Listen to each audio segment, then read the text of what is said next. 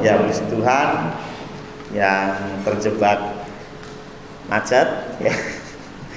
Ya, karena 1 minggu ini map di Jawa Tengah semua macet ya. Saya tadi malam perjalanan dari Solo ke Semarang ya. Biasanya ditempuh 1,5 jam. Bahkan kalau Pak Danu yang nyetir bisa 1 jam ya, karena biasanya gaspol remblong gitu.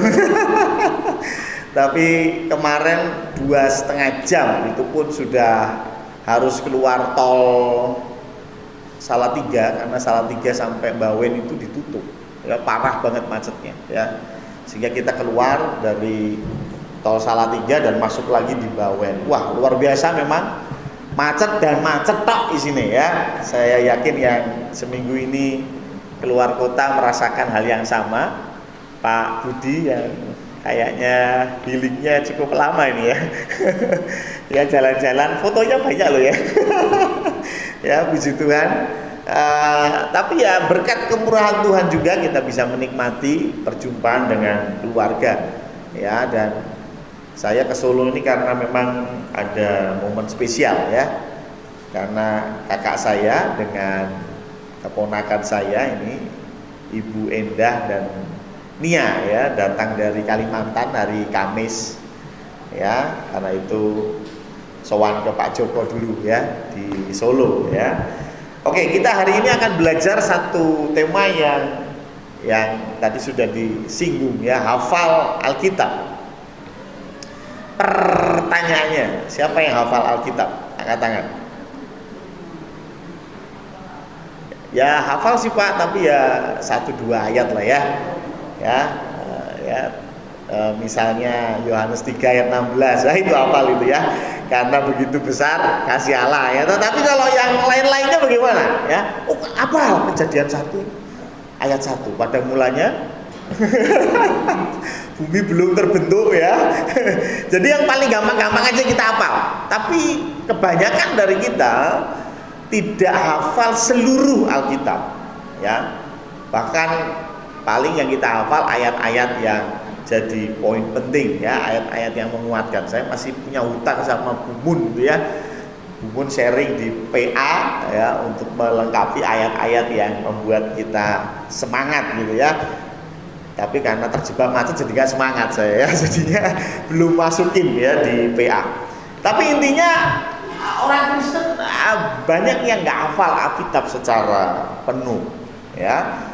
Sedangkan ada banyak statement dari teman-teman kita di luar Kristen yang mereka menghafal kitab sucinya, dan itu menjadi sebuah proud, kebanggaan tersendiri bahwa ada banyak orang yang menghafal kitab suci mereka.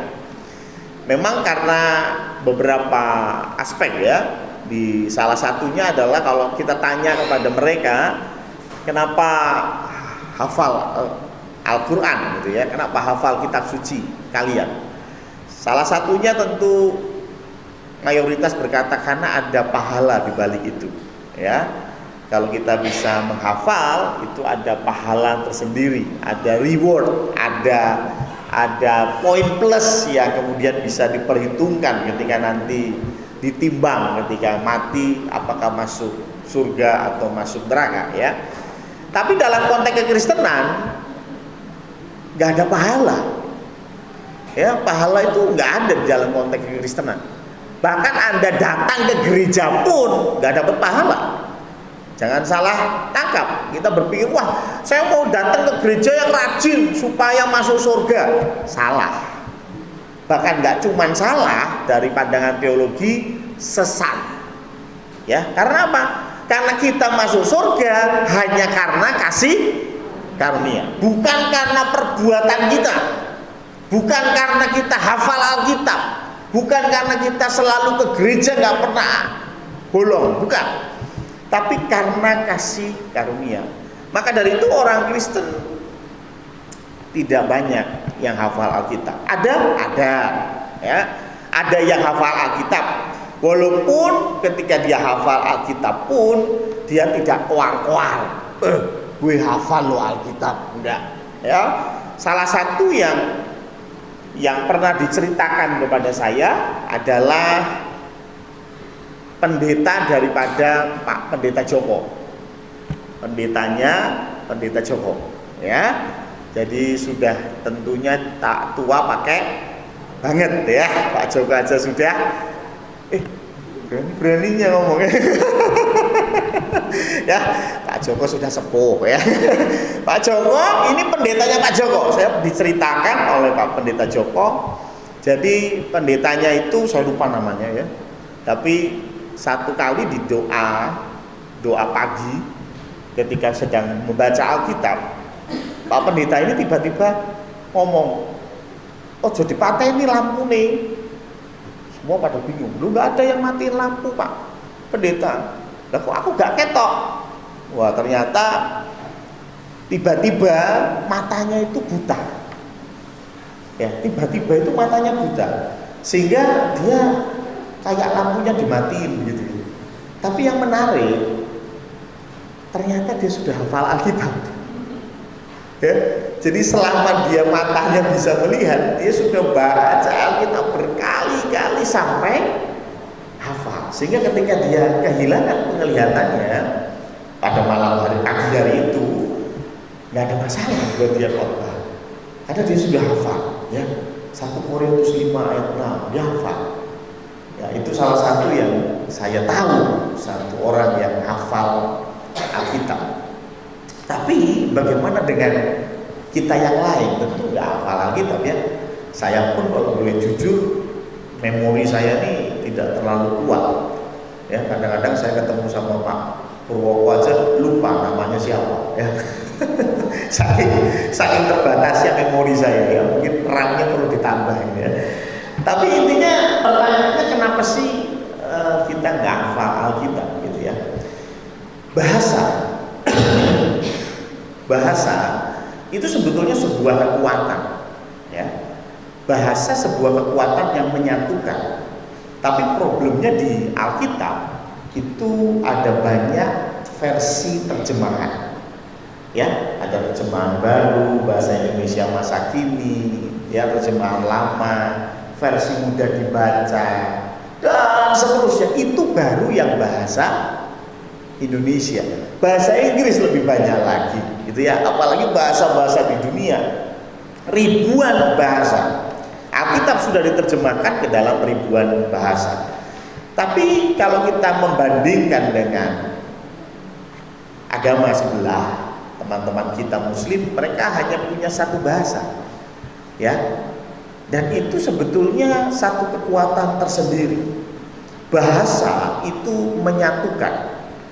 Itulah mengapa di dalam Kejadian Tuhan pernah mencerai-beraikan, mengacau balaukan bahasa manusia. Kenapa? Karena manusia bersatu dan mulai menentang Allah, gitu ya. Mulai sombong di hadapan Allah. Kisah Menara Babel. Dan karena itu Tuhan mengubah bahasa manusia menjadi macam-macam seperti sekarang. Tapi hal ini dipahami oleh manusia bahwa bahasa adalah sesuatu yang menyatukan. Yang saya tahu dalam sejarah, saya tahu mungkin ada yang lebih tua dari ini, tetapi dalam sejarah ada satu orang yang menyatukan wilayah kekuasaannya dengan bahasa. Nama orang itu adalah Alexander the Great atau Alexander Agung. Sekitar tahun 356 sebelum Masehi sampai 320-an sebelum Masehi. Dia hanya mencapai usia 33 tahun. Ya, dia naik tahta umur 20 dan meninggal umur 33 tahun. Hanya 13 tahun dia berkuasa. Tapi dia bisa menguasai dari Makedonia sampai ke India. Itu gede banget. Ya. Gede banget, sekitar 13 juta kilometer persegi wilayah yang dikuasai oleh Alexander the Great. Indonesia itu 2 juta kilometer persegi. Ini 13 juta berarti berapa kali lipat itu? Bayangkan ya, luas wilayah yang dikuasai oleh Alexander the Great. Tapi masalahnya bagaimana dia menyatukan suku orang-orang yang ada di wilayah dia. Bagaimana? Bahasa. Bahasa yang diwajibkan pada waktu itu bahasa Yunani, dan mulai itulah ada bahasa internasional namanya bahasa Yunani. Jadi bahasa Yunani pada waktu itu abad keempat sebelum Masehi itu mulai muncul bahasa Yunani. Jadi kalau ada orang Indonesia ketemu sama orang Jerman, bahasanya bahasa Yunani. Kalau sekarang bagaimana? Bahasa Inggris ya. Kita sekarang ketika ketemu dengan orang asing, entah itu orang Jerman, orang mana, kita pakai bahasa Inggris. Seperti Mas Woko sempat lama di Bali ya, ketemu berbagai macam orang dari berbagai macam negara yang ngomongnya bahasa Inggris, ya toh, nggak mungkin bahasa Tarsan ya. Ya pasti bahasa Inggris ya. Tapi zaman itu abad keempat itu bahasa Yunani. Karena apa? Karena Alexander tahu bahwa bahasa itu menyatukan.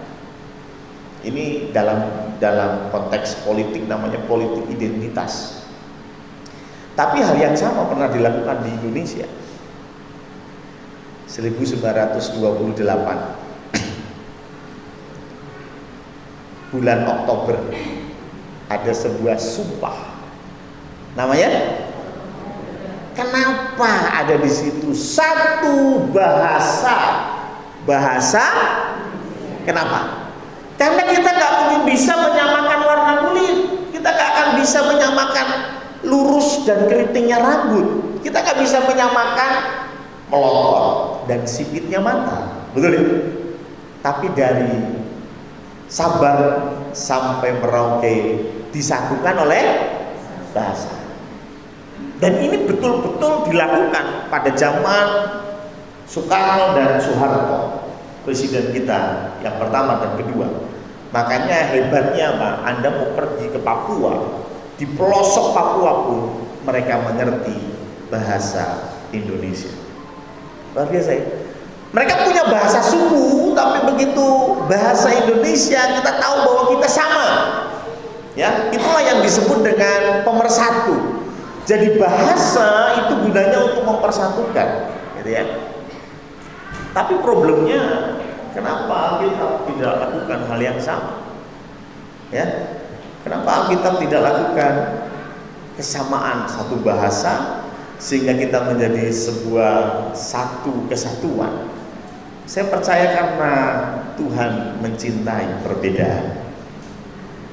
Tapi kalau kita lihat sejarah, kita akan belajar bahwa ada paling tidak dua bagian besar dari Alkitab, yaitu Perjanjian Lama dan Perjanjian Baru. Perjanjian Lama dan Perjanjian Baru ini total semua ditulis kurang lebih 1500 tahun. Bayangin, ya, kitab yang pertama, kitab apa? Yang ditulis pertama kali, lupa ya. Kitab yang pertama kali ditulis bukan Kejadian, tapi kitab Ayub. Ya, Ayub itu kitab pertama yang ditulis, dan kemungkinan yang menulis juga sama seperti yang menulis kitab Kejadian, yaitu Musa. Jadi dari Musa sampai kitab Wahyu itu yang nulis Yohanes. Itu semua rentang waktu 1500 tahun, bayangin. 1500 tahun baru kelar itu satu buku. Bahasanya bagaimana? Bahasanya warna-warni. Jadi mulai dari awal Alkitab itu dibuat, itu bahasanya sudah warna-warni.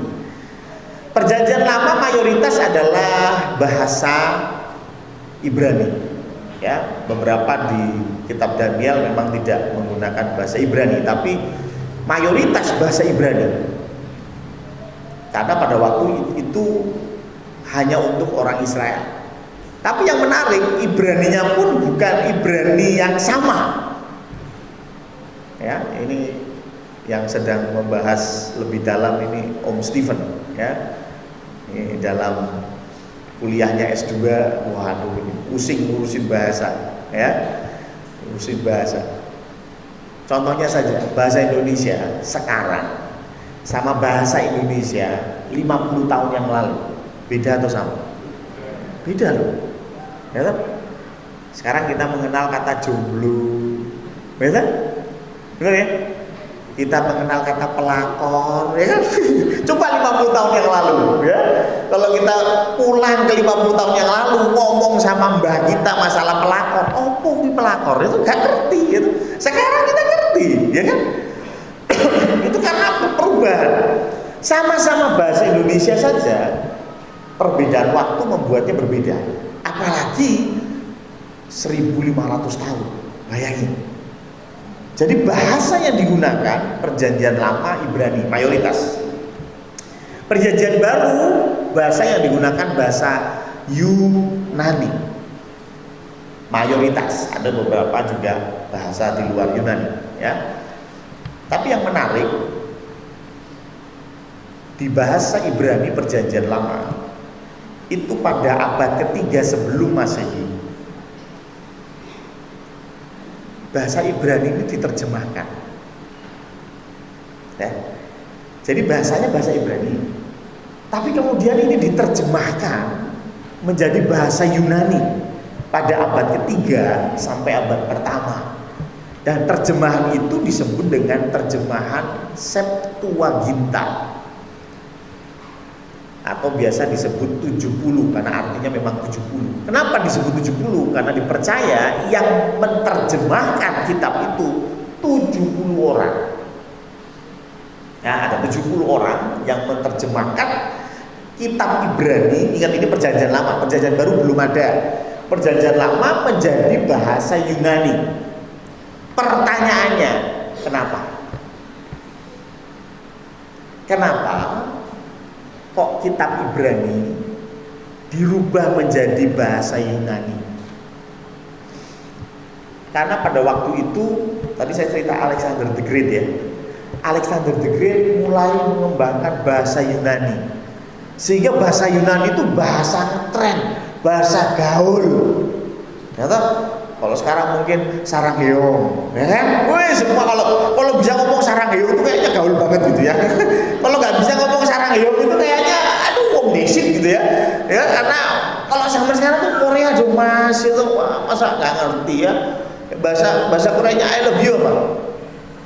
Apa ini yang paham, ahli bahasa?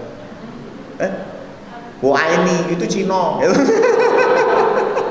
Duduk ya, bohong nggak ngerti. Tapi sekarang ini kan bahasa-bahasa Korea sudah mulai muncul, ya. Tapi kalau kita melihat beberapa tahun belakang bahasa Inggris gitu ya, kita biasanya mencampur bahasa Indonesia dengan bahasa Inggris biar kelihatan gaul gitu ya. Kenapa? Karena melihat bahasa Inggris itu dianggap lebih daripada bahasa Indonesia, ya. Bahkan sekarang anak-anak sekarang nilai bahasa Inggrisnya 9, nilai bahasa Indonesia 6. Itu bingung ya. Itu sebenarnya orang Indonesia atau orang Inggris ya. Tapi itu yang terjadi, ya. Kenapa bisa begitu? Ya karena memang pada waktu itu budaya Yunani itu mulai muncul dan banyak orang paham dan mengerti Yunani setelah Alexander the Great. Dan itu menyebabkan apa? Anak-anak muda orang Yahudi sudah mulai suka bahasa Yunani. Dan problemnya apa? Mereka mulai lupa bahasa leluhur mereka, Ibrani. Mohon maaf, hampir seperti kita sekarang. Saya orang Jawa, tapi kalau mendengarkan Pak Marno Pranoto Coro, blas ramudeng, gitu. Blas ramudeng, padahal beliau ngomong bahasa Jawa. Saya orang Jawa, tapi saya nggak ngerti. Itu bahasa langit itu Pak ya. Luar biasa ya. Kenapa? Karena ya ini zaman sekarang memang begitu. Kita lebih suka bahasa Indonesia atau biar kelihatan keren bahasa Inggris, ya kan? kasih status di WA saja bahasa Inggris dong, ya kan? Kasih story itu di mana? IG ya. Nah, pakainya bahasa Inggris. Udah nggak lagi bahasa Jawa. Ada di sini yang masih kasih statement di WA atau di Instagram pakai bahasa Jawa? Kayaknya nggak ada ya. Kenapa? Karena kita pun sudah mulai lupa dengan bahasa Jawa. Nah, hal yang sama terjadi di waktu itu. Orang Ibrani sudah mulai nggak ngerti bahasa Ibrani, sehingga mereka lebih paham bahasa Yunani. Dan karena itu 70 orang tadi menerjemahkan bahasa Ibrani ke bahasa Yunani. Berarti poin pentingnya, kenapa ini diterjemahkan ke bahasa Yunani? Supaya lebih mudah dimengerti. Setuju ya? Poinnya itu ya. Bukan masalah itu harus bahasa Ibrani, karena aslinya bahasa Ibrani, maka dari itu Anda yang harus belajar bahasa Ibrani supaya mengerti. Enggak, tapi bahasa Ibraninya itu dirubah ke bahasa Yunani supaya mengerti. Bagaimana dengan perjanjian baru? Rupanya hal yang sama terjadi. Perjanjian baru itu ditulis kurang lebih antara tahun 50 sampai tahun 90 Masehi. Tuhan Yesus naik ke surga sekitar tahun 30. Jadi tahun 30 Tuhan Yesus naik ke surga, sekitar tahun 50 baru ditulis. Ya, kisah para rasul. Kemudian menyusul Injil-Injil dan terakhir itu tahun 90. Ya. Yohanes menulis kitab Injil Yohanes dan juga Wahyu. Tapi yang menarik, perjanjian baru ditulis dalam apa? Bahasa apa perjanjian baru? Perjanjian baru ditulis dalam bahasa Yunani. Apakah Tuhan Yesus bicara dalam bahasa Yunani? Nah, ini pertanyaan. Apakah Tuhan Yesus betul-betul bicara dalam bahasa Yunani sehingga murid-muridnya menulis Injil dalam bahasa Yunani? Iya enggak ya? Coba kita lihat Yohanes 5 ayat 2. Yohanes 5 ayat 2 bisa dimunculkan. Duh, waktu itu di banter ya. Maaf. Terima kasih ya. Ya pasti mulai ada yang batin. Pak Pendeta kok batuknya nggak sembuh-sembuh, mungkin kena azab apa piye. Azab apa? Azab nek khotbah ketahuan gitu. Nek khotbah ketahuan jadi kena azab. Yohanes 5 ayat 2, di Yerusalem dekat pintu gerbang domba ada sebuah kolam yang dalam bahasa Ibrani disebut Betesda. Kenapa dikatakan di sini dalam bahasa Ibrani disebut Betesda? Karena memang bahasa yang digunakan pada waktu itu bahasa Aramaik dan sebagian bahasa Ibrani. Jadi Tuhan Yesus itu pun bicara bahasa Aramaik, bukan bahasa Yunani. Bisa nggak Tuhan Yesus bahasa Yunani? Bisa. Karena pada waktu itu paling tidak orang Yahudi mengenal 3 bahasa. Bahasa Yunani sebagai komunikasi dengan Romawi. Ingat, orang Yahudi pada waktu Yesus itu dijajah oleh Romawi. Romawi orang asing, ya. Sehingga kalau ngobrol sama orang Romawi pakai bahasa Yunani. Ingat, bahasa internasional, ya. Seperti kita misalnya kita dulu dijajah Belanda, ngobrol sama Belanda ya bahasa Inggris kalau sekarang kurang lebih ya. Zaman itu bahasa Yunani kita ngobrol dengan orang Romawi. Kalau bahasa sehari-hari bahasa Aramaik. Tapi ketika bicara firman Tuhan bahasa Ibrani, ya. Artinya minimal 3 bahasa dikuasai. Bukan berarti Tuhan Yesus wah luar biasa bisa menguasai 3 bahasa ya, itu umum ya. Orang Ibrani pada waktu itu, orang Yahudi pada waktu itu umumnya menguasai 3 bahasa. Ya. Nah, yang menarik di sini, kenapa harus disebut dalam bahasa Ibrani? Yang dalam bahasa Ibrani disebut Betesda. Kenapa harus disebut dalam bahasa Ibrani? Karena ini ditulis dalam bahasa Yunani. Saya kasih contoh. Ya, saya ngomong bahasa Indonesia. Pada suatu hari saya jalan-jalan dan bertemu seekor hewan yang dalam bahasa Jawa disebut ketek. Paham ya? Artinya saya tidak menggunakan bahasa Jawa pada waktu saya cerita. Kalau saya ngomongnya bahasa Jawa, ngapain saya bilang dalam bahasa Jawa disebut ketek? Enggak perlu. Karena dari awal saya sudah bicara bahasa Jawa. Ini bukti bahwa dari awal memang kitab Perjanjian Baru ditulis dalam bahasa Yunani. Tapi dalam keseharian bahasa Ibrani masih dipakai. Jadi Tuhan Yesus itu enggak bicara bahasa Yunani. Enggak. Dalam beberapa cerita, contoh khotbah di bukit, itu pasti Tuhan Yesus tidak bicara dalam bahasa Yunani, tidak. Karena yang jadi audiens dia siapa? Orang Ibrani. Gitu.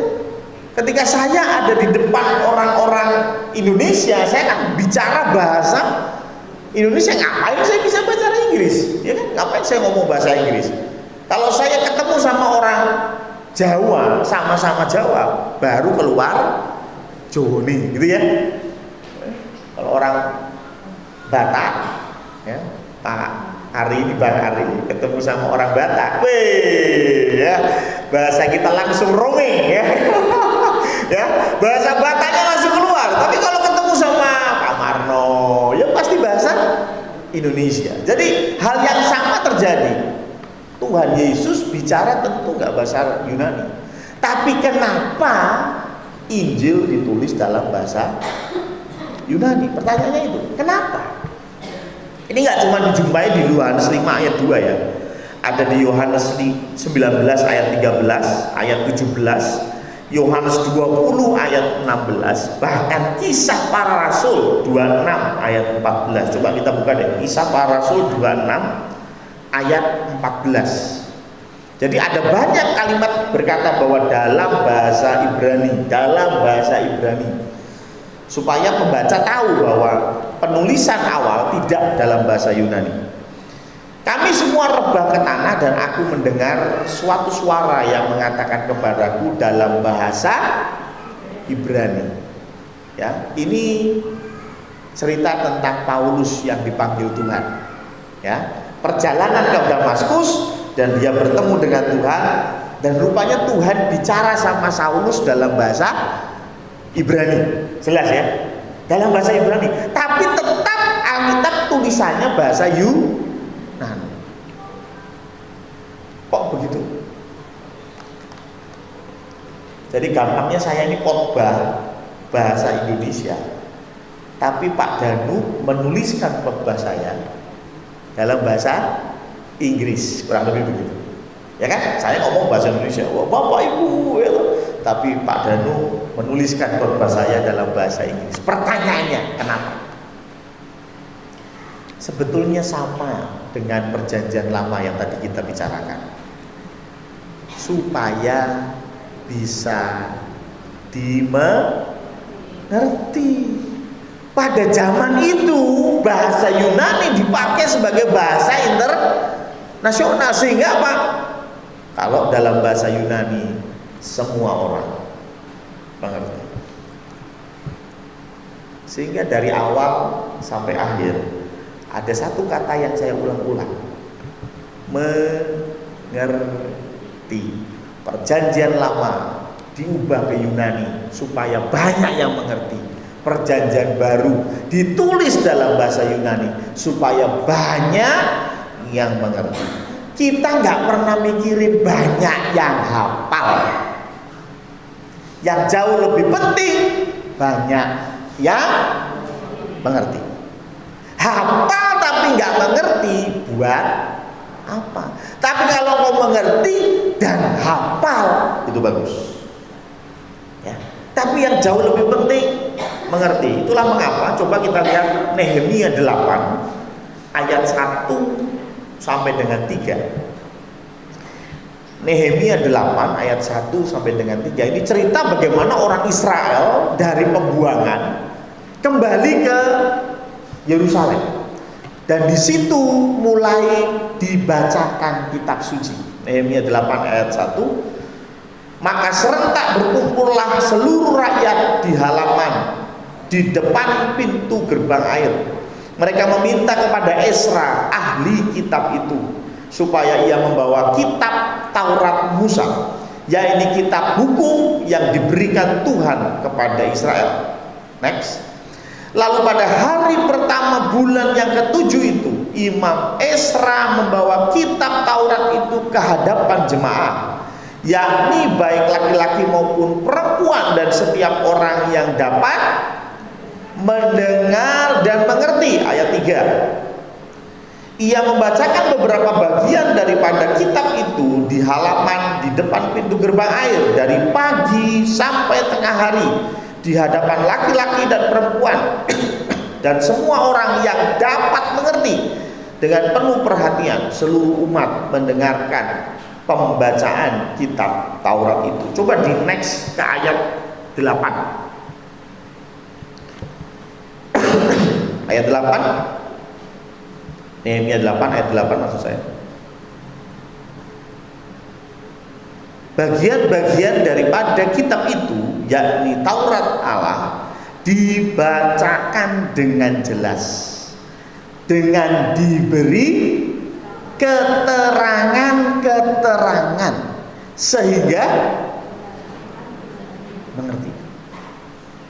Jadi kita dari perjanjian lama bahkan sampai perjanjian baru lebih menekankan masalah you ngerti nggak?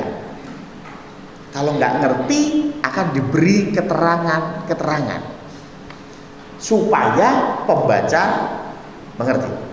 Jadi goalnya ketika engkau membaca firman Tuhan bukan hafal. Goalnya ketika engkau baca firman Tuhan tiap hari bukan hafal, tapi mengerti. Mazmur 119 ayat 27. Mazmur 119 ayat 27. Buatlah aku mengerti petunjuk titah-titahmu, supaya aku merenungkan perbuatan-perbuatanmu yang ajaib. Ini menarik. Kenapa dikatakan buatlah aku mengerti? Loh, Daud itu orang apa? Ibrani, ya, bukan Haji Daud ya. Daud ini orang Ibrani, ya toh? Dan dia membaca kitab Ibrani. Harusnya mengerti? Harusnya mengerti. Tapi menariknya, buatlah aku mengerti. Loh, nah kan garek woco, Pak. Tinggal baca, lewat bahasa Ibrani dibaca, ya langsung ketemu dan menangkap dalam bahasa Ibrani. Selesai tuh. Berarti kan nggak perlu dong. Buatlah aku mengerti. Nggak perlu lah. Tinggal baca, harusnya mengerti. Ya betul juga ya. Tapi tetap firman Tuhan tidak salah. Buatlah aku mengerti. Karena ternyata dalam bahasa yang sama saja belum tentu kita mengerti. Dalam bahasa yang sama, Anda baca Alkitab bahasa Indonesia belum tentu mengerti. Belum tentu mengerti. Itulah mengapa Matius 28 ayat 19 mengatakan satu hal yang indah. Dan ini model kekristenan. Matius 28 ayat 19. Apa ini? Belum keluar. Hilang ayatnya. Oh ya. Matius 28 ayat 19 berkata apa? Jadikan, bicara tentang murid, ini khas kekristenan. Ya. Kalau teman-teman muslim, sahabat, gitu. Sahabat Nabi itu ya, bukan murid Nabi, bukan. Sahabat Nabi, tapi kita apa? Murid. Rasul-rasul itu muridnya Tuhan Yesus, betul ya? Bahkan kita disuruh memuridkan. Berarti kita dulu adalah murid. Kita awalnya murid, dan ke depan Tuhan minta kita memuridkan. Pertanyaannya, kenapa ada murid? Dan dari murid berarti ada guru. Paulus bahkan pernah berkata, seharusnya kamu sudah mengajar, tapi kamu malah memilih makanan-makanan yang ringan. Harusnya sudah mengajar. Artinya kita dituntut untuk mengajar dan ada murid. Kenapa? Karena dalam bahasa yang sama pun belum tentu mengerti.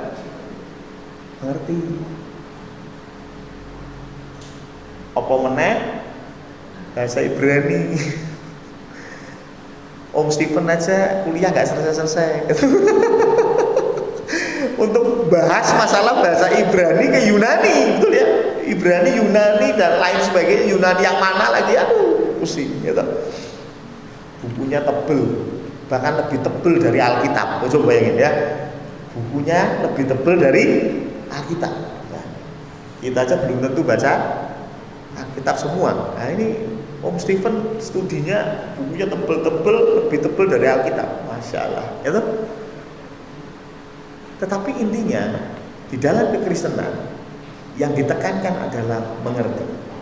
Karena itu diusahakan bahasanya bahasa yang kita mengerti. Itulah mengapa ada terjemahan. Dan yang kedua, harus ada mentor. Betul? Harus ada mentor. Kita kadang-kadang berpikir bahwa kita bisa belajar sendiri karena Alkitab sudah dalam bahasa Indonesia. Yakin Anda bisa belajar sendiri? Seorang teolog berkata bahwa dalam hidup paling tidak kita perlu 1, 2, 3. Apa itu? 1 guru, 2 kawan, 3 murid. Ya, minimal 1 guru supaya kita bisa belajar mengerti, 2 teman supaya saling menguatkan. Ya, teman itu 1 level. Dan 3 murid. Kalau engkau pinter hanya dipek dewe gopo. Ya, Tuhan mau kita diberkati untuk menjadi berkat. Tuhan mau kita diampuni untuk kita mengampuni, betul ya? Berarti kalau kita dibuat mengerti oleh Tuhan, ya buatlah orang lain mengerti. Jangan dipek dewe. Karena firman Tuhan ini gak semudah yang kita kira. Karena masih ada waktu, saya coba kita buka di dalam kitab Kejadian. Ini yang ikut katekisasi dengan saya masih ingat. Wis ora usah ngelak Kejadian 1 ayat 1 dan seterusnya aja. Kalau kita bahas aja, belum tentu ada yang mengerti loh. Ya, Kejadian 1 ayat 1. Pada mulanya Allah menciptakan langit dan bumi. 2. Bumi belum berbentuk dan kosong. Gelap gulita menutupi samudra raya. Dan roh Allah melayang-layang di atas permukaan air. Pertanyaannya, berarti air ini diciptakan oleh siapa? Loh, Tuhan belum mulai loh. Ini Tuhan belum mulai loh. Ini baru cerita ya. Allah ini mau menciptakan segala sesuatu nih. Berarti kan masih kosong toh. Bahkan jelas di ayat 2, bumi belum berbentuk dan kosong. Tapi dikatakan Allah melayang-layang di atas permukaan air loh. Nah, terus air ini sih nyiptakno sapa? Ayo, betul ya? Gimana kalau Anda baca seperti ini? Jawabnya piye? Bahkan dikatakan ayat 3, berfirmanlah Allah, jadilah terang. Lalu terang itu jadi. Tapi yang menarik, ini kan jadi terang ya. Terang itu jadi ya. Itu hari pertama loh. Ya, ayat 5, jadilah petang dan jadilah pagi, itulah hari pertama. Jadi hari pertama itu Tuhan menciptakan terang. Pertanyaannya, matahari diciptakan hari keberapa? Hari ketiga. Mana ya?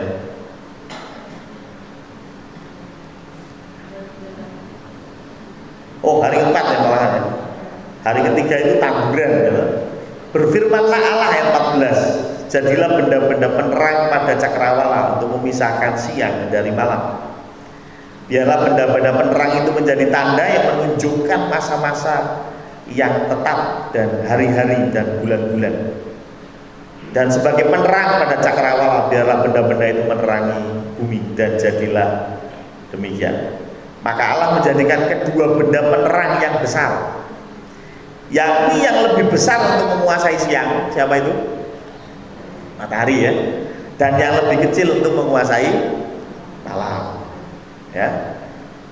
Kemudian itu adalah hari keempat, jadilah petang dan jadilah pagi, itulah hari keempat, ayat 19 ya. Tadi terang diciptakan hari pertama, matahari diciptakan hari ke apa? Itu apa sih? Ada yang lebih memperhatikan lagi, hari ketiga diciptakan tumbuhan. Ini guru biologi juga tahu, tumbuhan itu perlu matahari untuk berfoto. Hari ketiga tumbuhan diciptakan, matahari baru muncul hari keempat. Iya ini, iya ya, aduh susah ya. Iya loh, bahasa Indonesia, kita bacanya bahasa Indonesia. Ternyata kita tetap perlu seorang guru ya, bahasa Indonesia. Ternyata kita tetap memerlukan seorang guru. Ini baru Kejadian 1 pasal 1. Anda baca sampai Wahyu, berapa banyak yang akan Anda pertanyakan? Banyak. Saya masih ingat di dalam pendalaman Alkitab ada yang bertanya, masih ingat gak sih Abraham sama Sarah? Ya, Abraham sama Sarah itu kan dikatakan Sarah itu cantik ya.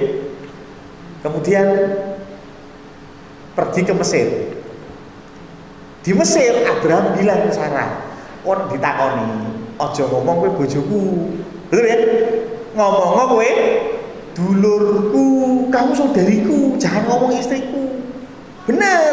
Ditanyain orang, "Oh, ini saudariku." Fir'aun naksir, ya kan? Fir'aun ambil Sarah, masukkan ke istananya.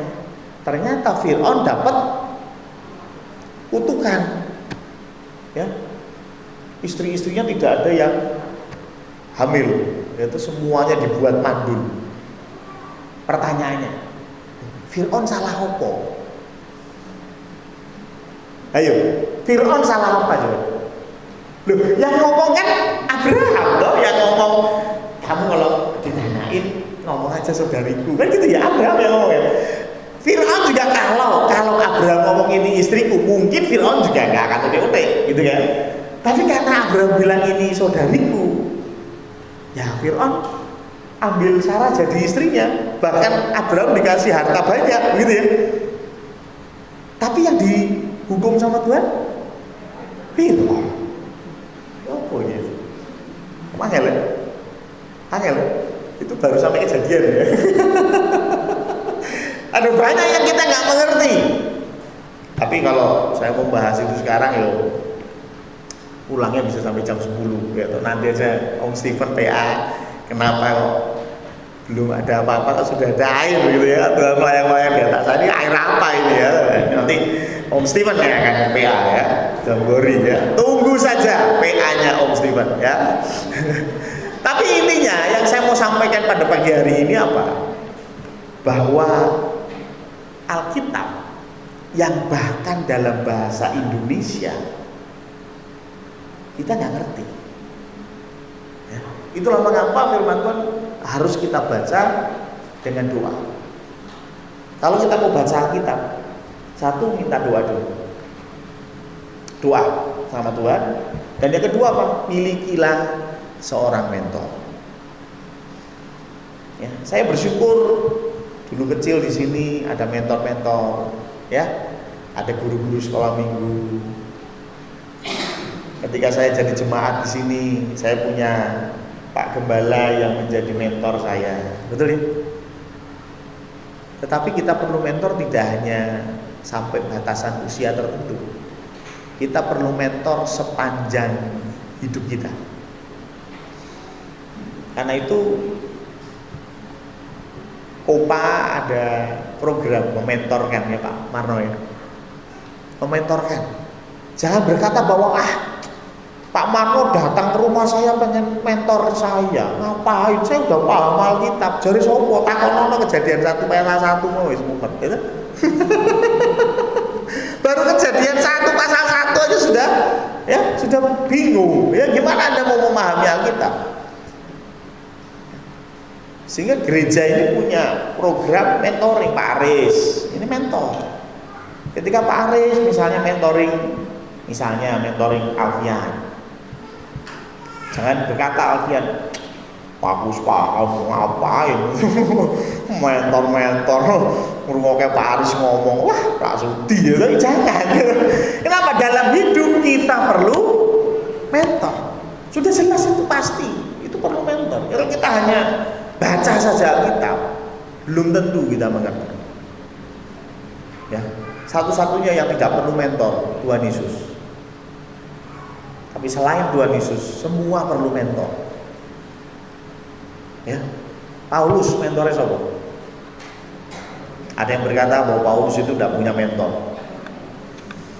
Sebenarnya ada. Siapa Bu? Gamaliel ya. Itu mentornya ya.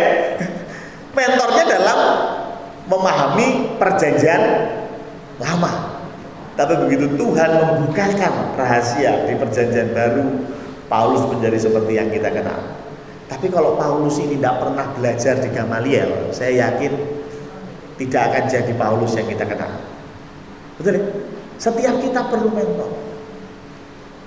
Pertanyaannya, sudahkah Anda mementorkan? Sudahkah Anda menjadi guru buat anak-anak Anda? Sudahkah Anda menjadi guru buat pasangan Anda? Sudahkah Anda menjadi guru buat tetangga, murid-murid, dan banyak orang lain? Mereka perlu mentor. Siapa mentornya? Kita. Ya. Mentornya siapa? Kita. Anda mentor. Aduh, saya belum siap Pak Pendeta. Ya kalau begitu Anda perlu dimentorkan. Ya. Nanti kalau gereja sudah membuat plot siapa mentor siapa, saya yakin kita semua mau menerima dengan baik. Gitu? Bu Harti mementori siapa. Ya. Bukan karena Bu Harti jauh lebih tahu, bukan. Tetapi ini sarana untuk belajar bersama. Ketika engkau menjadi mentor, sebetulnya engkau juga belajar. Yang jadi guru Persita, Pak Danu mengerti, ya. Kalau Anda mengajar, sebetulnya Anda pun pengetahuannya bertambah. Ya. Bukan hanya murid yang bertambah, tapi guru pun pengetahuannya bertambah. Maka dari itu, hafal Alkitab. Ya kalau bisa hafal, puji Tuhan. Tetapi yang jauh lebih penting, mengerti Alkitab. Bagaimana caranya? Satu, berdoa, minta Tuhan bimbing. Yang kedua, milikilah seorang mentor. Ada tempat di mana engkau bertanya. Kok di Kisah Para Rasul 5 nulisnya begini? Ya, tanyalah kepada mentor. Dan kalau engkau sudah mumpuni, tolong jadilah mentor untuk jadi berkat buat orang lain, terutama anak-anakmu sendiri. Amin.